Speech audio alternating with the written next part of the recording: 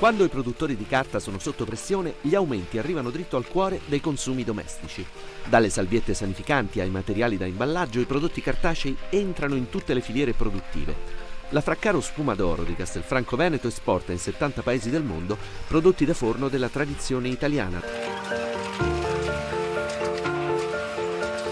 L'amministratore delegato ci mostra con fierezza le celle di lievitazione dove è ancora vivo il lievito madre creato da suo nonno, quando ci riceve appena tornato da Las Vegas, dove è stato a spiegare cos'è un panettone.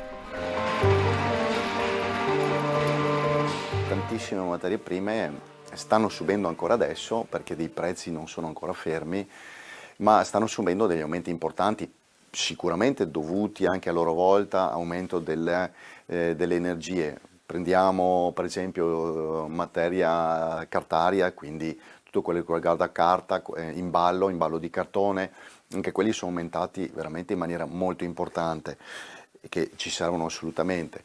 E non solo quelli, perché abbiamo avuto aumenti e stiamo avendo aumenti importanti anche su quelle che sono le materie prime, quindi proprio gli ingredienti per produrre i nostri dolci.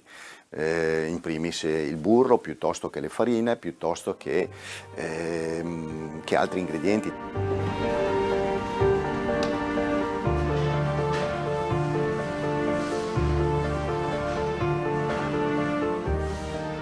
I prezzi attualmente delle materie prime non sono bloccati, non si possono bloccare e quindi ci troviamo spiazzati in quanto navighiamo al buio.